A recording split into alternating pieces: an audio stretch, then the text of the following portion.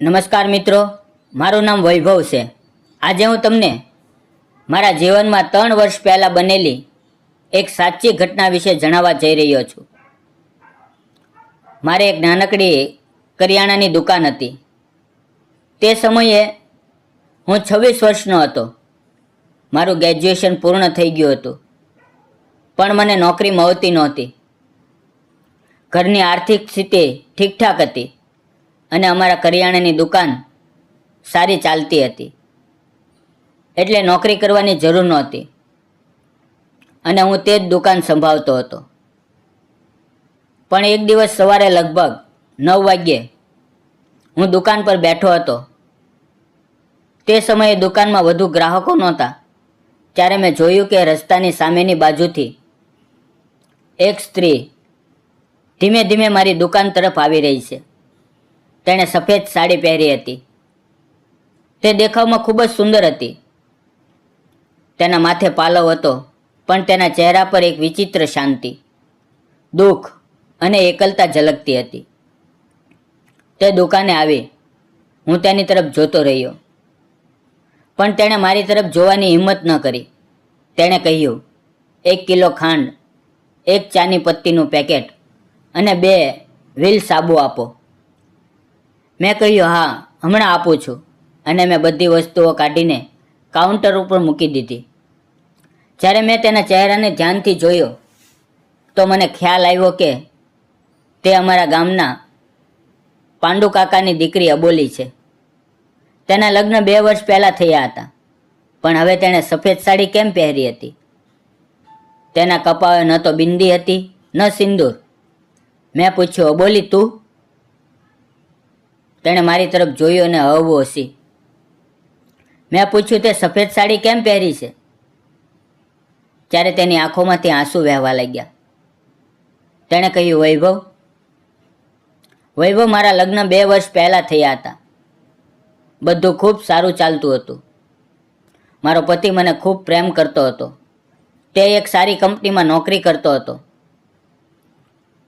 પણ એક દિવસ તેનો અકસ્માત થયો અને તેમાં જ તેનું મૃત્યુ થયું. તેના જવાથી મને સમજાતું નહોતું કે જીવનને આગળ કેવી રીતે લઈ જાઉં. મેં 2 વર્ષ સુધી ત્યાં રહીને બધું સહન કર્યું, પણ હવે થોડા દિવસ પહેલાં હું પાછી ગામડે આવી ગઈ છું અને હવે અહીંયા જ રહીશ. એટલું કહીને તેણે આંસુ લૂછી લીધા. મેં કહ્યું, સોરી, મારે તારું દુઃખ યાદ ન અપાવવું જોઈએ. તે બોલી, સોરી કેમ બોલે છે? મેં તો ફક્ત મારા જીવનની સચ્ચાઈ જણાવી. મને તેના ઘરની હાલતની ખબર હતી. તે ખૂબ ગરીબ હતા. મને ખૂબ ખરાબ લાગ્યું. તેણે પૂછ્યું, કેટલા પૈસા થયા? મેં કહ્યું, છોડ, રહેવા દે, પૈસા નથી જોઈતા. પણ તેણે મારી વાત ન માની. તેણે 100 રૂપિયા કાઢીને મારા હાથમાં મૂકી દીધા અને પાછું વળીને જવા લાગી. મેં અવાજ આપ્યો, અરે પૈસા નથી જોઈતા. મેં કહ્યું ને, ઓછામાં ઓછું બાકીના પૈસા તો લઈ લે. તેણે હસીને બાકીના પૈસા લીધા અને ચાલી ગઈ. હવે મિત્રો, સાચું કહું તો અમે બંને એક જ શાળામાં ભણતા હતા, એક જ વર્ગમાં 10મા સુધી સાથે હતા. મને તે ત્યારે પણ ખૂબ ગમતી હતી. શાળામાં હું તેને છુપી છુપીને જોતો હતો, પણ તે સમયે સમજ નહોતી કે આ પ્રેમ છે. 10મા પછી અમે અલગ અલગ કોલેજમાં ગયા અને પછી અમારો સંપર્ક તૂટી ગયો. આજે પહેલીવાર મેં તેને ફરીથી જોઈ અને તરત જ ઓળખી લીધી. હવે તે દર 2-3 દિવસે મારી દુકાને આવવા લાગી. ધીમે ધીમે અમારી વચ્ચે વાતચીત વધવા લાગી. એક દિવસ મેં તેને કહ્યું, તું આ સફેદ સાડી ન પહેર, તને એમાં જોવી સારી નથી લાગતી. તે પછી જ્યારે તે દુકાને આવવા લાગી ત્યારે તેણે સફેદ સાડી પહેરવાનું બંધ કરી દીધું અને અલગ અલગ રંગની સાડીઓ પહેરીને આવવા લાગી. દરેક વખતે તે નવી સાડીમાં પહેલાં કરતાં વધુ સુંદર લાગતી. તે હવે વાવ ખુલ્લા રાખીને આવવા લાગી હતી. કપાળે ફરીથી બિંદી લગાવવા લાગી હતી. સાચું કહું તો હવે મને તેના માટે કંઈક અનુભવ થવા લાગ્યું હતું. કદાચ તેને પણ મારા માટે એવું જ કંઈક લાગતું હશે. પણ થોડા દિવસો સુધી તે દુકાને ન આવે. આખું એક અઠવાડિયું પસાર થઈ ગયું અને મારું મન ખૂબ બેચેન થઈ ગયું. જ્યાં સુધી તે દુકાને ન આવે મને બેચેની રહેતી. કામમાં મન લાગતું નહોતું. મને લાગ્યું કે હવે હું તેની સાથે સાચો પ્રેમ કરવા લાગ્યો છું. તેને વાત કરવાની રીત ખૂબ પ્યારી હતી અને તેના અવાજમાં એવી મીઠાશ હતી કે કોઈ પણ તેને સાંભળતું રહે. પણ નસીબે તેની સાથે ખૂબ મોટો ખેલ ખેલ્યો હતો. એક અઠવાડિયા પછી તે ફરી દુકાને આવી. મેં તરત પૂછ્યું, આટલા દિવસ ક્યાં હતી? તારા વગર તો દુકાન સૂની લાગતી હતી. મારું આટલું કહેવું હતું કે તેણે આશ્ચર્યથી મારી તરફ જોયું અને હસીને બોલી, માસીના ગામ ગઈ હતી. પણ તું તો કંઈક વિચિત્ર વાત કરે છે. શું ખરેખર મારા વગર તને મજા નહોતી આવતી? હું થોડો શરમાઈ ગયો અને ઝડપથી વાત ટાળી દીધી. ના એવું કંઈ નથી, બસ એમ જ.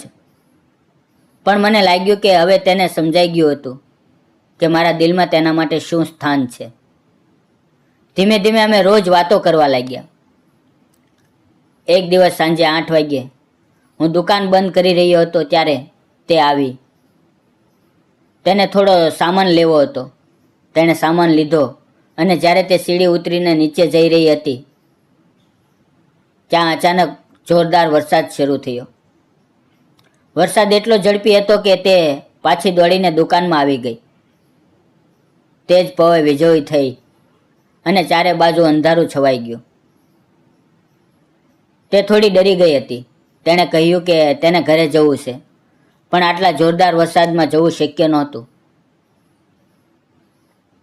મેં કહ્યું, અંદર આવ, નહીં તો વરસાદમાં ભીંજાઈ જઈશ.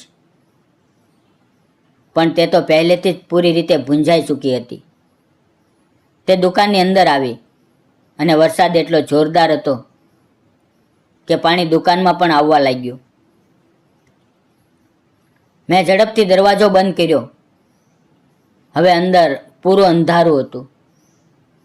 તે મારી તરફ જોતી હતી, પણ તે સમયે મારા મનમાં તેના માટે કોઈ ખોટા વિચારો નહોતા. અંધારું એટલું ગાઢ હતું કે અમને સમજાતું નહોતું કે અમે ક્યાં ઊભા છીએ. અમે બંને એકબીજાને અવાજ આપીને ટટોલવા લાગ્યા અને અચાનક અમે ટકરાઈ ગયા. તે નીચે પડવાની જ હતી. ત્યાં જ મેં ઝડપથી તેનો હાથ પકડીને તેને સંભાળી લીધી. તેનો ભીંજાયેલો ઠંડો હાથ મારા હાથમાં હતો અને તે પવે જાણે સમય થંભી ગયો હતો. ત્યાં જ થોડી વાર માટે વીજળી આવી. તેના પ્રકાશમાં તેના ચહેરા પર પડતા પાણીના ટીપાં હીરાની જેમ ચમકતા હતા. થોડી જ પવનમાં વીજળી ફરી ગઈ. મેં તેનો હાથ ધીમે રહીને છોડી દીધો અને ટટોલીને દિવાસળી અને મીણબત્તી કાઢી. તેણે મીણબત્તી સળગાવી અને જેવી હળવી રોશની ફેલાઈ, માહોલમાં એક વિચિત્ર ગરમાહટ આવી ગઈ. તેનો ચહેરો તે પીળી રોશનીમાં એવો લાગતો હતો જાણે કોઈ સોનાની મૂર્તિ પર પ્રકાશ પડતો હોય. એક પળ માટે મને લાગ્યું કે તેનો ચહેરો હાથમાં લઈને તેના ગાલ અને વાવને હળવો સ્પર્શ કરું, પણ મેં મારા મનને રોક્યું. અમારી પાસે તે સમયે મોબાઈલ પણ નહોતો, એટલે અમે ફક્ત વાતોમાં સમય પસાર કરવાનું નક્કી કર્યું. અમે બંને નીચે જમીન પર બેસી ગયા અને એકબીજા વિશે વાતો કરવા લાગ્યા. તે બોલી, તારા લગ્ન થયા છે? મેં કહ્યું, ના. તેણે પૂછ્યું, કેમ? અત્યાર સુધી લગ્ન કેમ ન કર્યા? મેં હસતા હસતા કહ્યું, કોશિશ તો ચાલે છે, પણ સાચી છોકરી મળતી જ નથી. તે હસીને બોલી, અરે તું તો દેખાવમાં આટલો સારો લાગે છે, તો પણ છોકરી નથી મળતી. તો તને કેવી છોકરી જોઈએ? હું થોડી વાર માટે ચૂપ રહ્યો. તેની આંખોમાં જોયું અને કહ્યું, જેવી તું છે. જો એવી મળી જાય તો મને બીજું કંઈ નથી જોઈતું. આ વાત સાંભળીને તે શરમાઈ ગઈ. મેં તેનો હાથ પોતાના હાથમાં લીધો અને કહ્યું, અબોલી, અબોલી, મારે તારી સાથે થોડી વાત કરવી છે. તેણે મારી આંખોમાં જોતા કહ્યું, બોલ. મેં થોડી ગભરાહટ સાથે કહ્યું, અબોલી, મને તું ખૂબ ગમે છે. તે કંઈ બોલી નહીં. હું મારી જાતને રોકી ન શક્યો. મેં તેનો નાજુક ચહેરો મારા બંને હાથમાં લીધો, પણ તે બિંદાસ ચૂપચાપ ત્યાંથી ચાલી ગઈ.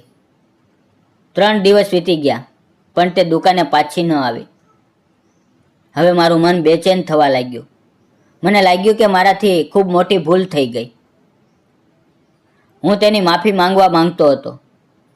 તેને કહેવા માંગતો હતો કે મારો ઈરાદો ખરાબ નહોતો. ચોથા દિવસે તે આવી. તેણે મારા હાથમાં એક ચિઠ્ઠી આપી. મને લાગ્યું કે કદાચ તે કોઈ લવ લેટર હશે, પણ તેમાં તેણે ફક્ત થોડી વસ્તુઓની યાદી લખી હતી. તેણે મને એક શબ્દ પણ ન કહ્યો. મેં વાત કરવાનો પ્રયાસ કર્યો, પણ તે ચૂપ રહી.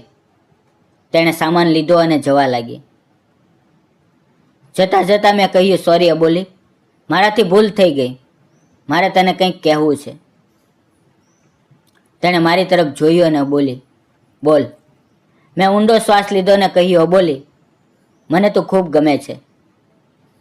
હું તારી સાથે લગ્ન કરવા માંગુ છું. શું તું મારી સાથે લગ્ન કરીશ? આ સાંભળતા જ તેણે મારી તરફ જોયું. તેની આંખો આંસુથી ભરાઈ ગઈ અને બિંદાસ ચૂપચાપ તે ચાલીની. મને ખૂબ ખરાબ લાગ્યું. કદાચ મેં તેને કહ્યું ગમ્યું નહીં, પણ તેણે મને નહોતું ગમતું. હું દરેક પગ તેના વિશે જ વિચારતો રહેતો હતો. તે મારા દિલમાં ઘર કરી ગઈ હતી. થોડા દિવસો પછી તે ફરી દુકાને આવી. મેં તરત પૂછ્યું, અબોલી, શું થયું? મેં તને કંઈક પૂછ્યું હતું. તે બોલી, મારે પણ તારી સાથે વાત કરવી છે, પણ અહીંયા નહીં. આપણે ક્યાંક બહાર જઈએ. મેં દુકાન બંધ કરી અને મારી 2 વ્હીલર બહાર કાઢી. અમે ગામથી લગભગ 12 કિલોમીટર દૂર એક બાગમાં ગયા.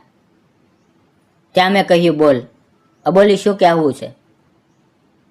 તેણે ઊંડો શ્વાસ લીધો અને કહ્યું, જો વૈભવ, મારા લગ્ન પહેલેથી જ થઈ ગયા છે.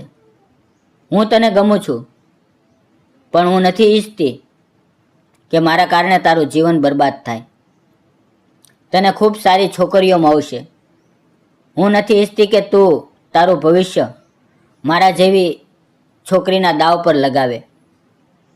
તેની વાત સાંભળીને મારી આંખોમાં આંસુ આવી ગયા. મેં કહ્યું, અબોલી, મને બીજા કોઈની જરૂર નથી. મને ફક્ત તું જોઈએ. જો આ પ્રેમ સાચો છે તો તારો ભૂતકાળ મારા માટે મહત્વ નથી રાખતો. આ સાંભળીને તેની આંખોમાંથી આંસુ ટપકવા લાગ્યા. તેણે મને કસીને ગળે લગાડ્યો. અમે બંને એકબીજાની બાહોમાં ઘણીવાર એમ જ ઊભા રહ્યા. તે પવે જાણે બધા દુઃખ ભૂસાઈ ગયા હતા. અબોલીના ચહેરા પર સુકૂન હતું. એક નવી આશા હતી. મેં તેને કહ્યું કે તે પોતાના ઘરવાળા સાથે વાત કરે, પણ તે હસીને બોલી, તું તારા માતા પિતાને લઈને આવ. મારા ઘરે આવીને ઔપચારિક રીતે વાત કર. મેં ઘરે જઈને માતા પિતા સાથે વાત કરી. શરૂઆતમાં તેણે ના પાડી.